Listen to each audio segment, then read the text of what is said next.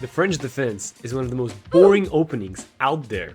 Even the first chess world champion, Wilhelm Steinitz, hated it, calling it the dullest of all openings. And yet, for most people, it is extremely annoying to face the French. Huh? No, not those French. The French defense. As a professional chess player, I don't mind facing the French defense. That's because I found the secret sauce. After extensive research, I figured out a chess science-based solution. Yes, science! And don't worry, if you're not a science person, I'll show you what the heart of these French positions is all about. Kind of like the heart of chess. I shared this secret sauce with my Twitch community, and I'm about to share it with you. So relax, grab a baguette or two, and prepare to make your opponent wave the white flag. Here is my recommendation for dealing with the French defense. So this is our starting position in the French defense. What are the benefits of knight d2, you may ask? Why not knight c3? Why are we blocking our bishop, right? Well, if we play knight c3, then we have to contest with bishop b4, pinning our knight. This is one of the main differences between knight d2 and knight c3. Against knight d2, bishop b4, we do have the move pawn to c3, which will block the pin. So we have nothing to worry here. With knight c3, we do allow the pin, but we put more pressure in the center. So as you're gonna see with knight d2, we put less pressure in the center because we don't attack the d5 square. We only attack the e4 square. Now, the general basis of black's moves here are three. So it's usually knight f6, c5, and d takes e4. There's some other funky little moves, like, I don't know, like e5, just trying to be funny. It's just an extra pawn for us. Don't take it like this, because your king will be in the center. But indeed, just go bishop b5 check. And afterwards, you can just reclaim the pawn on e4. So you're going to be up an extra pawn, so no problems. So, with that being said, let's jump into what I think is the most precise way for black to play against the knight d2 way. So, against knight d2, because you're not targeting the center, I recommend the move c5 from the black's point of view. We are going to play knight gf3.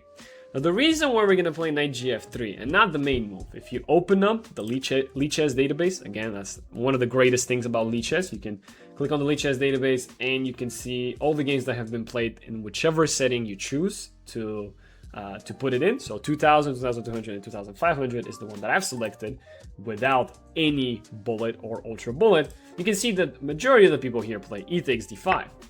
But we're going to play the second most popular move, knight gf3. And one of the reasons for that is, again, the Lichess science behind it. Most people here, 41% of the games, have continued with knight c6, which is quite shocking to me because knight c6 is not the strongest move. A better move is c takes d4. But if we take e takes d5, majority of the people still have taken e takes d5.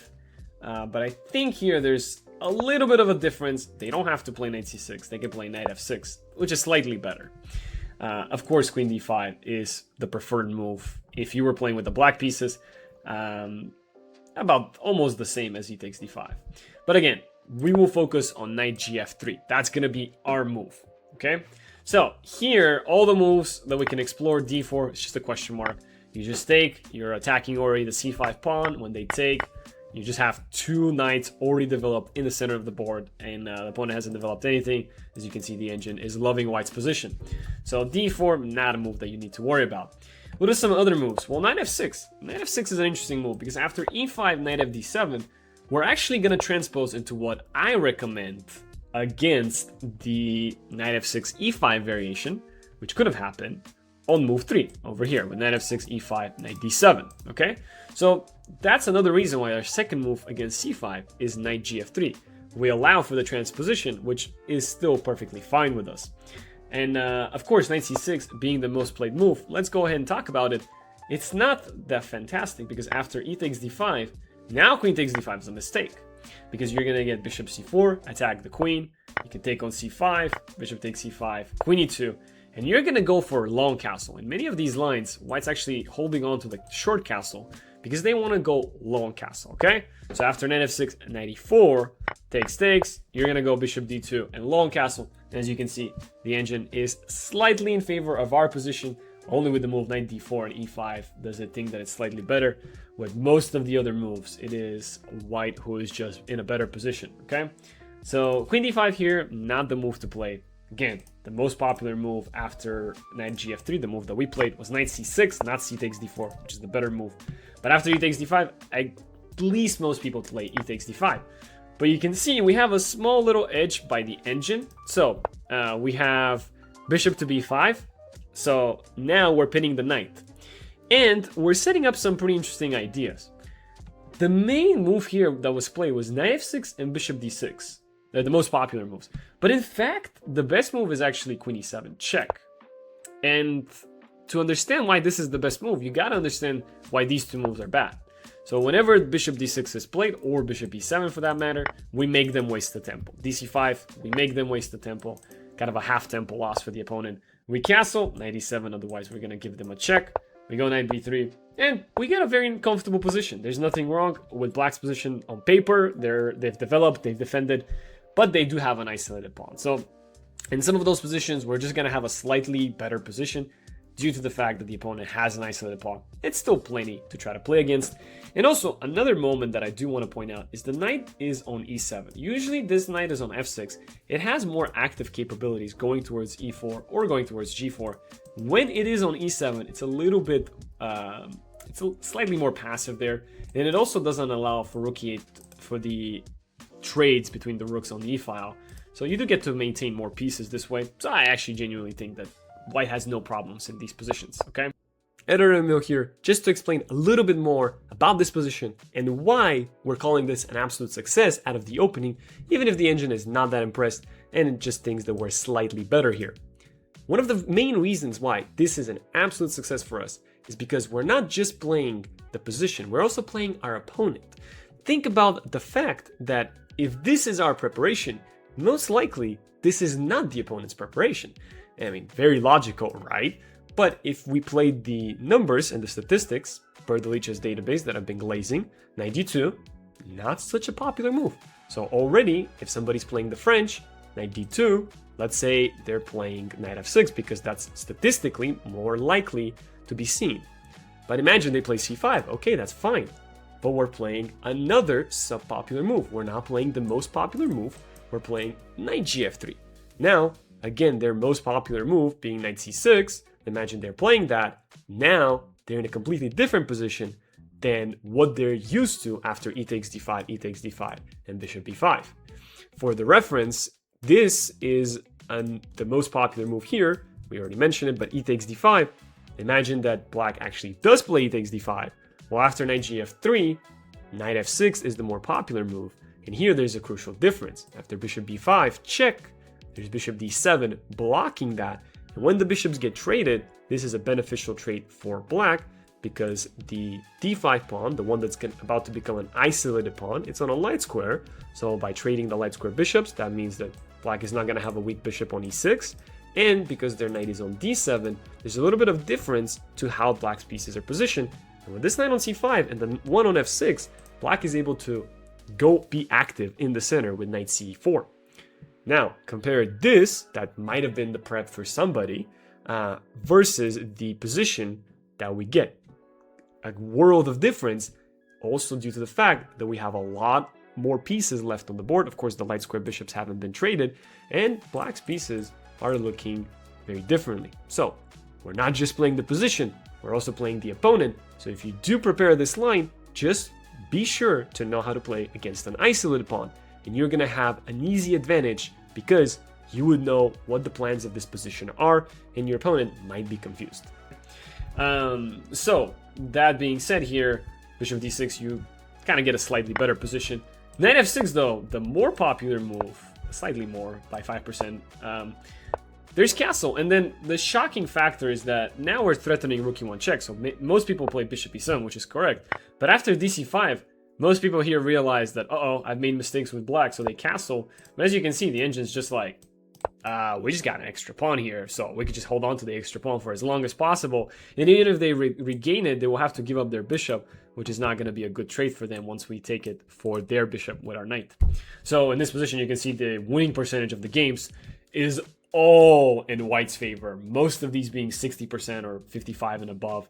And very few draws as usual online chess, but yeah, the winning percentage for black is not that great. So of course, the objective evaluation of the position also showcases that factor, okay? So that's why here, after DC5, we're just having a better position. Of course, if they take it, again, it's not the most played move.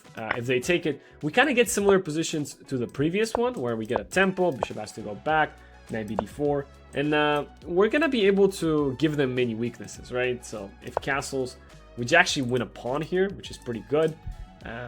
So yeah, I'm assuming, yeah, this is just much better for us. So as you can see, by the engine's line, we're just up an extra pawn.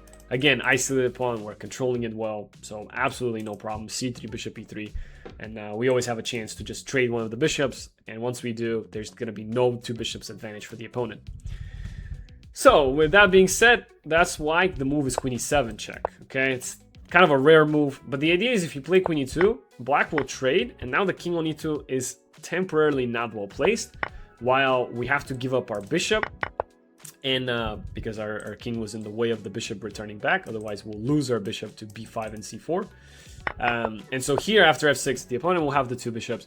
We don't have anything fancy going on. It is just equal. If that's your type of position, then by all means go for it. I think it's better to play bishop e2. So you might be wondering, well, we just kind of wasted a tempo, right? Not necessarily, because we made the opponent play queen e7 check. Had we started with bishop e7, notice that bishop e2, notice that better moves are bishop e7 or knight f6, right, for the opponent.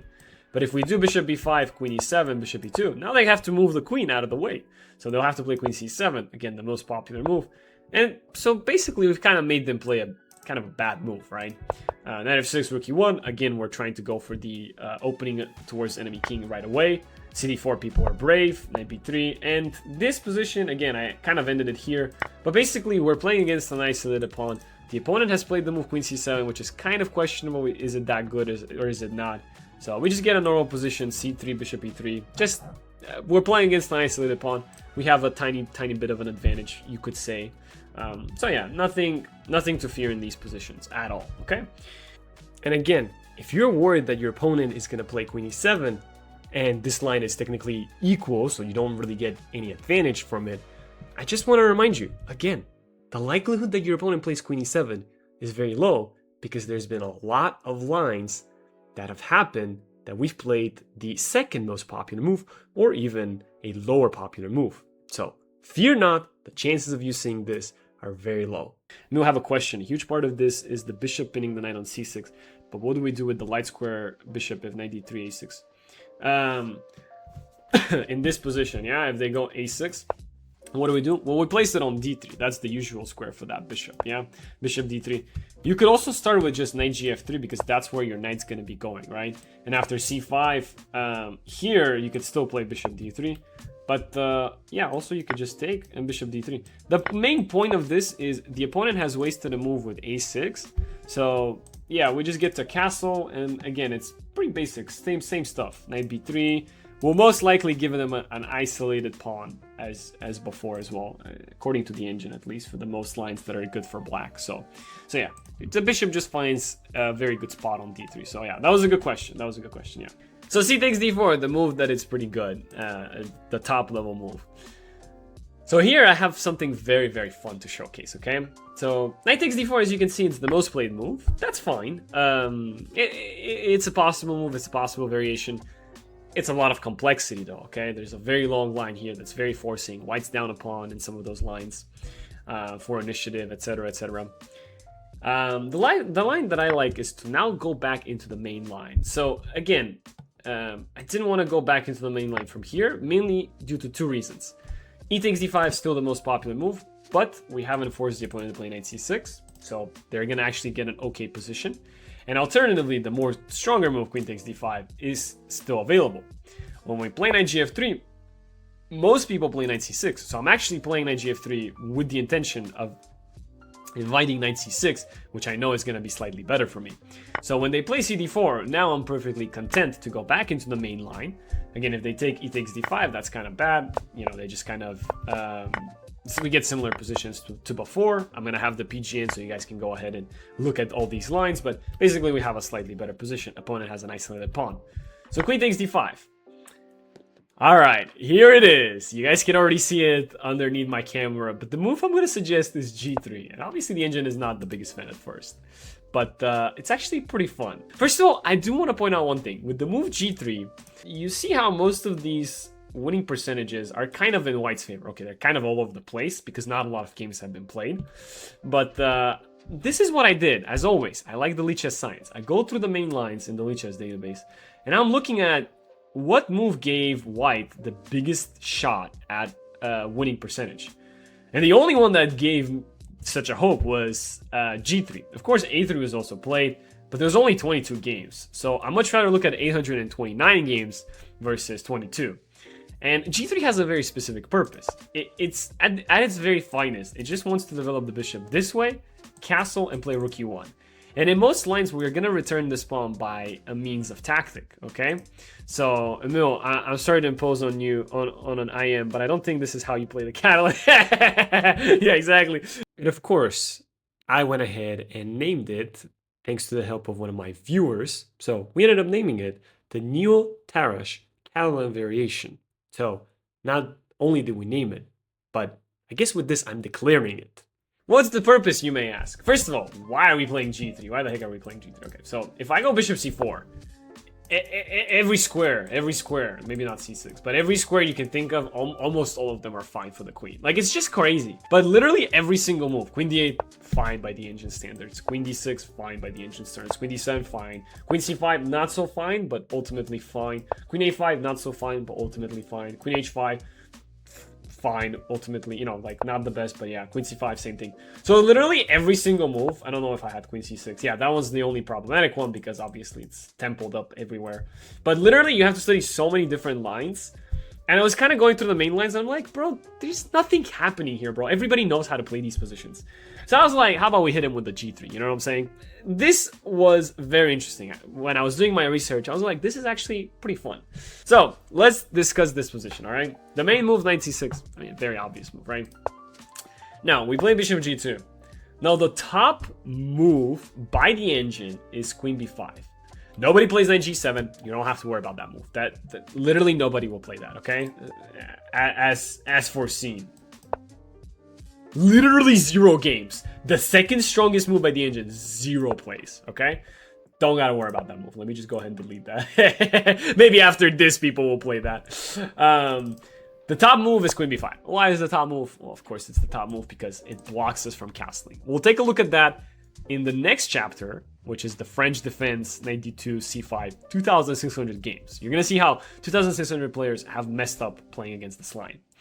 Let's continue with the most popular move, knight f6. Yeah, then we just castle, and let's continue with the most popular move one more time, and then let's continue with the most popular move one more time, and suddenly you kind of get the idea that white is just fine.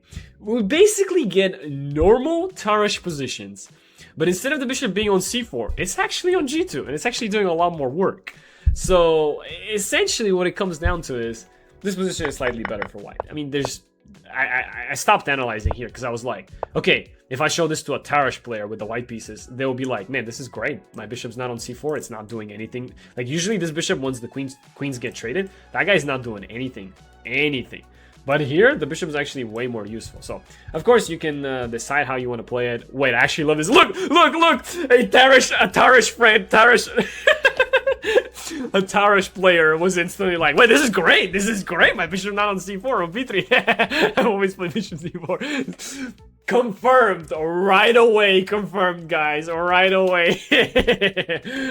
So if white does nothing and black does nothing, you just gain plus 0.6 on evaluation. Lol. Yeah, exactly, Lucian. You cannot make this up. Mapking just tuning into the chat in the right moment of like, well, this is great. So yeah, with the most played moves online, you just get a plus 0.6. You just regain your pawn. That's how easy it is, and you just get a better version of the Tarrasch. Your bishop is on the long diagonal instead of on c4. That's great. What about some other moves? Obviously, there's bishop c5. I mean, same thing, knight b3. And actually, your threatening to take because this will be a temple. So many people actually have missed this fact that this is a temple because the knight covers the knight on d4. E5, one of the other played moves, not the most played move, but I mean automatically it's an extra pawn, extra piece. So that's pretty bad.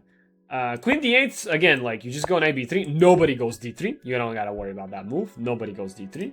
Okay, 13 people win d3. 13 people win d3. You don't gotta worry about that.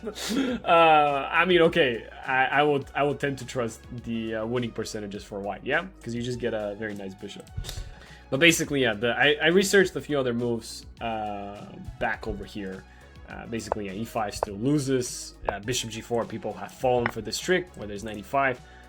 If you take, I take on g4. If you take my queen, I'll take your queen. And then if you take on g to take on d1, then this is slightly better for white. The opponent has the two bishops, but they haven't developed yet, so we're actually just much better in this position. So yeah, there's other moves I also researched. Yeah, e5, castle, bishop e7, again, rook e1. You're just gonna win this pawn. f6, you just take it. Bishop g4, again, you could just play h3. We're gonna take a look at a game very similar to this line. Yeah, queen c5, you just go b4. Just I'll open up the position as much as possible, yeah? Editor Emil here, back with another great addition. You might be looking at this and thinking to yourself, oh, there are a lot of moves I need to memorize. This obscure move g3 is not even mainline theory. It's some obscure move that nobody has even played. I don't know what to study, yada, yada, yada. Hey, calm down, okay? Even I myself don't memorize all the moves, okay?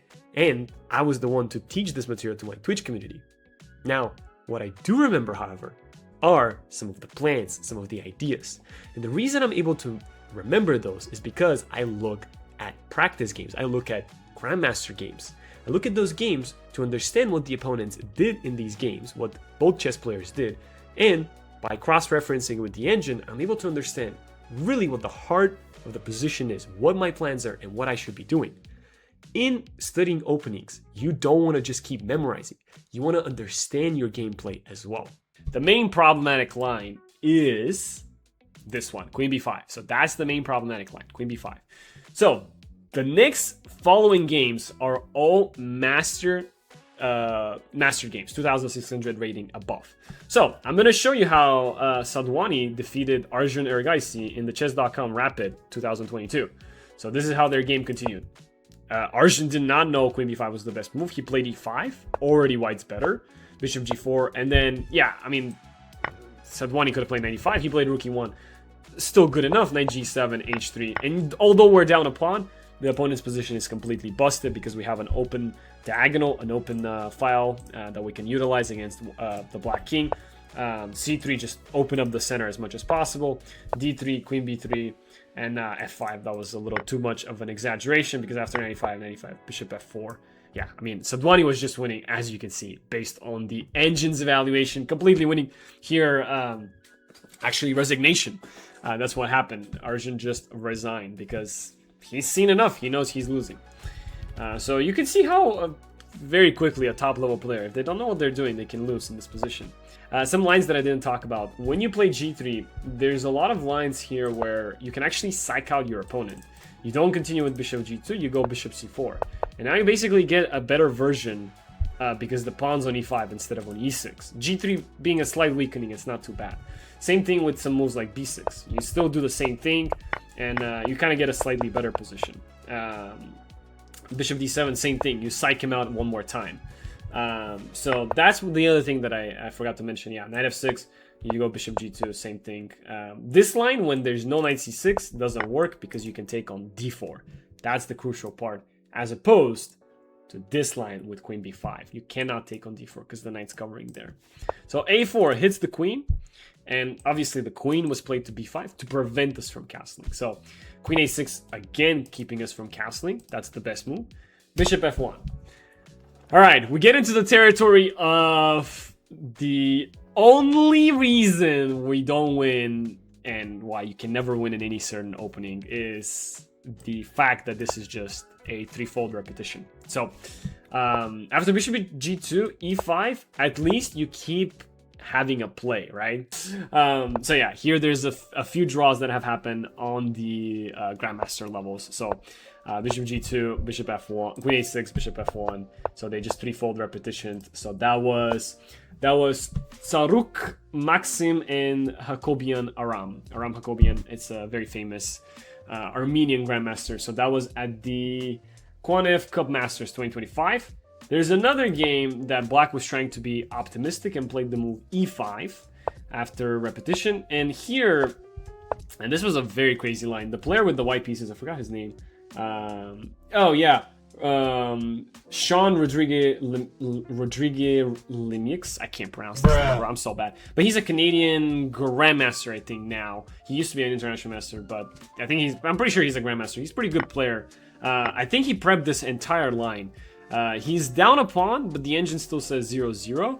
Now Sean ended up winning this game, although there were a lot of moves that were played that were not the best engine moves, but very quickly he got a very good position. Feel free to check out the game. Again, PGN is in the Discord community. Map King, to answer your question, Queen B5 is out of the 2000, 2200, 2500 range that I've put it up. Queen B5 has only been played 74 games. So out of the 531 games, likelihood that you're going to see Queen B5 is, don't worry, I'm a walking calculator, I definitely don't have the calculator open, guys. I definitely don't. Oh, it tells you 14%.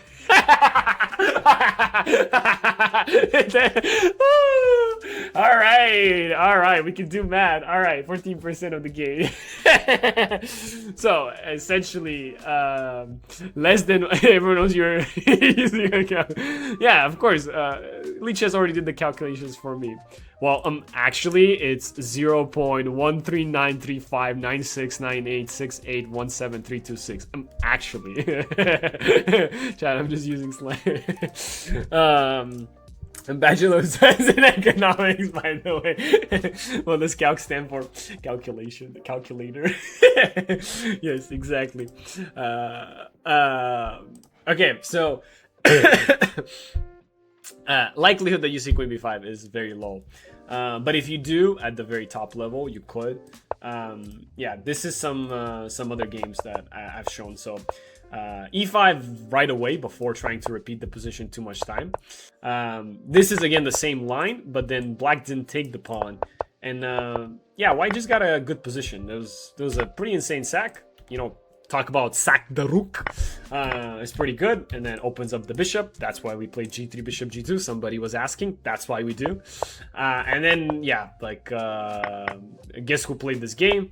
It's none other than Safarli versus Pragnananda, World Rapid 2024. So Pragnananda got destroyed in this game. Here's what happens if the opponent doesn't play Queen A5 but plays Queen B6. 3 stream streak, let's go. Try to pronounce that. No, I'm good. I'm not pronouncing the 45-letter gambit. But knight c4 was played and bishop g2. So if not queen a5, which will pin your knight, if queen b6, then you can go knight c4 and you can go bishop g2 and you can castle. And this game, the player with the white pieces was just down a pawn for quite a while. But the engine still saw plenty of compensation. And there is 100% compensation for the sacrificed pawn. It's just at some moment you just have to play kind of like a little too engine-y, and if you can't play too engine-y, then you kind of play logical moves until a while, right? Like everything White's doing is logical. Engine didn't like that, f6 is a good move, but here Black played a bad move. So yeah, Black should have played bishop a7 apparently. Bishop f8, logical move, but here's where the bad move happens, g5. So very risky, and eventually, yeah, White ended up winning this game. So, okay, he does make a mistake, but trust me on that, eventually he does win. That being said, it's just a nice way that you can try to play for the win. Knight d2, d takes e4 is the next line that we need to talk about. The last line that we're talking about is knight f6. Knight d2, d takes e4, knight takes e4. So I love playing against knight f6, yes. But d4, this could happen even if you play knight c3, so it's just good things to know. Knight f6 already bad move because you could just attack the queen already. Dangerous situation for the queen. And gf6, you just get a basic advantage. Basically, the opponent has double pawns. Long term, you're better. You can go for a long side castling variation. So Basically, what I want you guys to know here is you got to take bishop d3. And here, if the opponent plays bishop e7, which is not the most played move on Lead Chess database, again, the hashtag Lead Chess Science, c5 is the top level move. Bishop e7 is, again, I assume, actually, not a bad percentage have played bishop e7. But the main thing that you need to know here is after castle, castle, you need to play knight e5. That is a very important move. If you don't play knight e5, you're not gonna get you're not gonna get as good of an advantage. If you play knight e5, your idea is actually to place the queen on f3 in a certain moment. So if b6, you can see that, you know, knight c6 already plenty of danger for the opponent, right? And then they can't take the pawn. We have bishop h7, obviously. And then if they play c5, now that's the reason why bishop e7 first wasn't so good. They waste another tempo. And now you go rook e1. You're gonna go queen f3. You're gonna go bishop g5. You're gonna bring the other rook to d1. This position is great. You have not played c3, which means your bishop is long-term just protected. So yeah, you just have a very nice position. As you can see, the winning percentages don't lie. White has won majority of these the games resulting from these from this position. So that's all you need to know. This one trick 95 move. Now, unfortunately, most people do know to play c5. And actually, I had a game here, and I kind of messed it up. So, yeah, Black has played like 4 moves exactly in 11 years. That's why they need to play it right now. Instead of playing bishop e7, and then playing c5, and then wasting a tempo, and then having to go back to cover the pin. So that's exactly why. So bishop e3 we need to play. That's our only top move, okay? The idea behind this move is, first of all, we are threatening to take this pawn. So it's not like we're not making a threat, right? Like, for example, h6 we take, and then after queen c7, we will do everything possible to keep the extra pawn for as long as possible. So c takes d4 is the main move, bishop takes d4. So our point is we have these beautiful bishops in the center, and the best way to utilize them is if we initiate a kingside attack, because we know where Black's king is going, right? So because we know where Black's king is going, we're actually going to lone castle. So this is just an example game, but again, the Lead Chess data does support what I'm saying. Basically, most games have ended up in White's favor. So after lone castle, you can see the engine loving our position. This is a game between Kovalev, Vladimir. I think he's a Grandmaster from Serbia, if I'm not mistaken. King b1, I'm just going to show you guys the game. It's a very good game. Obviously, not the best moves are played from both sides, but it just showcases the danger of the two bishops here. And Black tried to kind of limit one of the diagonals of the bishops, but that does also make a weakness on e6. So White just took it slowly and surely, kicks out the knight on f6. And okay, they do give up one of the bishops. They go for these complications. I don't know if White was anticipating all of this. Maybe they missed knight d2 check and knight c4, but it is a blitz game, so knight d4 was played, and unfortunately for Black, that was a crucial mistake, and White ended up winning here because obviously rook on the 7th rank too strong. Now, all that being said, if White played it a little bit more chill here, they didn't need to play bishop e5, and they just go bishop c2. They're in a much better position, so yeah. And lastly, after knight f6, we do play e5, followed up with knight gf3. The reason I like this line a lot is because after c5, c3, we actually give up this pawn. That's kind of the trick. Exactly, Cherry. Queen b6, one of the most popular moves. I'm going to show you guys what happens if they just play f6. The next chapter is titled Yours Truly, so of course you're going to get to see my games. But I just wanted to show this line here. We basically sack a pawn. But the point of it is, because Black has put the knight on d7, it's not on c6. So they don't get to develop bishop d7. So yeah, exactly, a3. However, I'm actually going to show you queen a4. I think you're going to actually enjoy that, Cherry. It's a really good move. I was thinking, why is queen a4 such a good move? And then I researched a little bit, and I was able to understand why it's such a good move. But I also want to showcase another thing, okay? So pattern recognition is pretty important, okay? So there's this line as well, e4, e6, d4, d5, e5, c5, c3, knight c6, not c4, c3, whoops. C3, knight c6, and knight f3, queen b6, bishop d3. C takes, bishop d7, castle, knight takes d4. Yeah, people play here, knight takes d4. Some of them do.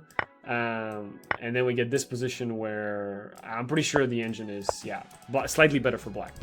What's one of the main reasons that this position, Milner-Berry Gambit, that's right. What's one of the main reasons that this position, the engine thinks black is slightly better? One of the main reasons is bishop d7 has been played, so there's good control over the queen side, but there's also the ability to play knight e7, knight c6, so the knight can actually go to a better square.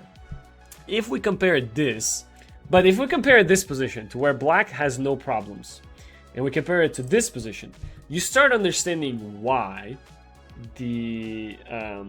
this is slightly better for white. Another thing you need to compare is our knight on c3 has actually less mobility than you would like it to. That's why you gotta reroute it around. As you can see, the engine suggesting that knight e2. So that's why here, I really like this line, because your knight's on f3, it's more powerful, it has the ability to go to g5, it overprotects the pawn, and then also your opponent's knight, as I mentioned again, is on d7 instead of e7, c6. Therefore, the bishop on c8 is slow to develop as well. So the main move is a3, but I just want to quickly show queen a4. I think that's really great, and I'll explain why. So the basic idea is after bishop e7, you're gonna go queen g4, hit the pawn on g7. Queen g7 attacks the g7 pawn, and then we just basically get bishop h6. Now, there's some crazy lines, you know, queen b2, rook b1, you know, like we're down 3 pawns, but nobody cares. Engine's like plus minus 1.2.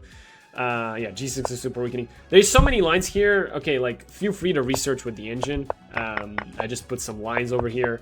But basically, yeah, if engine says white's better, guys. You don't have to hear it from me, okay? There's very few occurrences where I'll tell you don't listen to the engine, okay? But the main reason behind queen a4, the main problem with queen a4, I thought, was queen b4. I thought, okay, it's a very logical move. You want to go queen g4, but you're actually gonna have to waste the tempo, right? So you gotta go queen d1, right? Queen c2 that you're gonna hit with knight c5. So you gotta go queen d1. Now most people, psychologically, it's extremely hard to say, I'm just gonna repeat the position. It's extremely hard. Some people think, I've gained a tempo. So some people play bishop e7, which if you turn on the Lichess database, hashtag Lichess Science, as always, they play bishop e7. Actually, queen b6 is not played too much. But as you can see, bishop e7 was the main move, and here, if we think about it, this line is the slightly worse line than this line. This is the main move, and bishop e7 is not so good because we get all of these lovely developments that we have, and engine thinks we're slightly better. Okay, we still have a long-term attack. Okay, same thing here. Okay, same thing if they play here bishop e7. You know, we just transposed into that line. So that's why, Cherry, I think queen a4 is a good try. One last good addition by Editor Mill. I just want to make sure that I showcase the main line a3. In the video, I do recommend queen a4, but a3 is also a good move and is the main move. And as always, we glaze over the Lichess database for the fact that not everybody has played the best move, which is knight c5. Most people have played the second best move, bishop e7. And there's a very simple line with bishop e3. Of course, if black takes this pawn here, then they're in a world of trouble with bishop d4. The queen is actually trapped, which is one of the reasons why here knight c5 is such an important move, because after bishop e3, black should not take the pawn, but they can, because bishop d4 will not trap the queen. There's going to be queen b6 due to the fact that the knight was there to block the diagonal of our bishop. But once again, if we look into the data and we see bishop e7 being the most popular move, well, here we can just follow through the most popular lines and quickly understand that white has a really good play, really easy play. Just attack on the king side, great compensation for the sacrificed pawn. If we go into the thick of it, into the very, very important line knight c5, which only 11% of the games have continued with that, even more, a5 has been played, which by the way is a bad move. It does try to stop b4, but as you can see, after the move queen a4, the winning percentage just skyrocketed for white. And why is that the case? Because a5 surrenders the b5 square, and after bishop e7, in the future we're going to have this bishop b5. We can already play it, but we can also play bishop e3 followed by bishop b5, try to make castling a hassle for black, or alternatively, as before, we would just swing over with the queen to the g4 square to be ready to attack that g7 weak pawn. So our position has zero problems. The most annoying move, knight c5, there are a lot of lines, and I recommend that you study them yourself. Again, the most popular move being queen d8, it doesn't shock me, but queen takes b2. What if somebody just grabs this pawn? well, your winning percentage increased a lot, but you still need to know a few things. Here, all of these moves are better for white, and our position is just crushing. But again, we are down 3 pawns, so make sure you know how to play these complex positions before you just jump into them. Or if you jump into them, then analyze your game afterwards and make sure you understand what you need to do after each move. Or just follow a basic plan of initiative. Keep making threats, and at some moment the opponent will not be able to keep defending, for their pieces are still not developed. Let's see some of my games with the knight d2 Tarrasch French defense. So we get the first line I'm going to show you is against c5, because that's kind of in the move order that we did them. Knight gf3, and we had someone play knight f6, and essentially we kind of transposed. So even though they play knight c5, we kind of transposed into these stuff, and they went for taking the pawn, right? And so I played a3. At the time, I didn't know queen a4 was the move, okay? And so I played a3, g6, and clutch checks 7-7. Thank you so much for joining the Czech corner spec corners. Appreciate that. Be sure to join the Discord if you want access to all of these things. I will be posting them on our Discord. Okay, so the way to get it is just right here. Boom. G6 bishop g7 kind of shocked me. Basically, I was like, all right, I'm just better because you don't put the bishop there. So I was just like, let me push the pawn, and so I was completely winning, guys. I'm gonna be honest with you guys. I was completely winning. I was like, I'm completely dominating, you know, I'm advancing on this side of the board, and I'm plus -2, and yeah, I think here I just made a pretty bad, nasty mistake. I should have played queen d4, and the game goes on, and I'm just much better. I played knight d4, and okay, the game got complex. It was a blitz game, 3+0. It's 0-0, but I don't have time on the clock, so I actually end up losing. But again, like, I had zero problems in this line. I think I did really, really good out of the opening, not knowing exactly what to do. I just followed basic logical plans, and just, you know, you have to do something, so we have to advance on this side of the board because they stopped us on this side of the board. So it's just all very logical. Unfortunately, I did not end up winning, but of course, great advantage out of the opening. So then we get into a knight f6, e5, and I had a game where someone played knight g8. It was a FIDE master, and he goes for this line with b6 and bishop a6. Now, this game I was really proud of. So some games you're gonna notice that you're I'm not gonna stop on every single move, otherwise it's gonna take forever to explain. But basically, sometimes you're gonna notice that your knight on d2 is kind of weird. It doesn't really have anything to do in specific. So a typical plan of rerouting that knight is once you've castled, you kind of move knight f1, knight g3. Sometimes it's going to be knight e3, knight g4, but most times it's going to be, or sometimes knight h2, knight g4, but most times it's going to be going to g3. And most times you're actually going to do that when you play g4 yourself. The rest of the game, I was able to win. Both of us makes a lot of mistakes. But essentially, even though black plays in this sort of fashion where they're trading the light square bishop and quote-unquote solving their weakest piece problem, we are still in a better position, as you can see by the engine. And queen e2, rook d1 is actually pretty crucial, top level engine moves. And then, yeah, like knight f1, as I mentioned, I spent a lot of time pushing the a and h pawns, but basically that's the way you're gonna do it. You're gonna move your knight around, so it's not gonna stay on d2 forever. Another game against the same guy, he played knight e4 against me. I was very shocked. Okay, I did not know I can take, and I could just basically be in a better position. So we kind of got this weird situation where, yeah, like the knight on d2 is traded, and I play queen b3. Obviously, thank you for cheering, RC. Thank you for cheering. I appreciate it. How have you been, RC? How have you been? Thank you also for the sub, man. Can't believe you're using a masterclass as an excuse to prep against my French. Mr. Scones, what's up? How we doing? Yeah, I played queen b3. That's pretty bad. I should have taken in yeah, b4. It's not a hard line to figure out. The bishop is usually trapped here, so I should have played that. I played queen b3. The rest of the game, I kind of got slightly better and just dominated because he took on d4. But knight e4 was kind of a wacky move. Just know for next time you can actually take and play bishop c4 and just c3, and eventually you're actually going to win this pawn. As long as you keep your d4 pawn alive, eventually the d4 pawn is going to fall on its own. The thing why bishop e3 is not so liked is because there's c5, but if you go bishop c4, c5, then you get d5. That's the reason why the engine likes bishop c4. But knight f d7 is the main move, and we get into this line where here, actually, no queen b6 and taking the pawn. But I'm going to show you two games, guys. One of them was against RC, speaking of RC, in the chat, bishop b7 and g5. This is actually a very aggressive way to play against this setup. It actually makes sense because this knight not having the ability to go to d2 is actually kind of annoying. Also not being able to cover the d4 pawn, right? So the way to go about it is, or the engine, knight b1, which is pretty crazy. I'm not going to do that. The way I play is also fine, but here I'm supposed to play bishop c2 or knight b3. Essentially, what this means is because g5 has been played, there has been some weakenings on the queen side. So that's kind of the logic behind this. But the engine just straightforwardly wants to play down a pawn. It's kind of crazy, yeah. Queen e2, and then essentially g5 is a weakening to where castle in the future is going to be very bad for the king. So again, it's some kind of engine lines. But yeah, g5 was a very interesting try. Just know that, okay, engine tells you knight b1 is the best move, which is kind of crazy. Knight e1, nobody's really going to play that. But if you do take there, you still get relatively good positions. The last game that I want to show is cd, f6. This is the true test, in my opinion.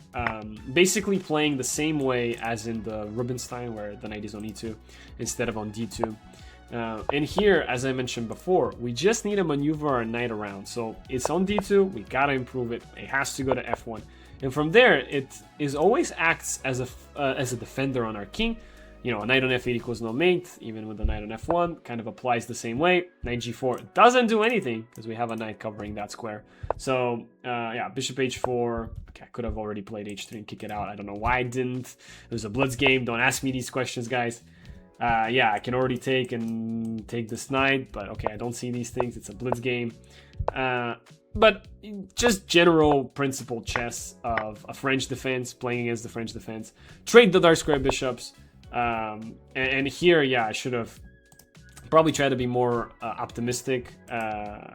Play bishop b3, cover, prevent against future e5 breaks, and more so right here, I should have played slightly better. I don't play the best way, but eventually I do still end up winning.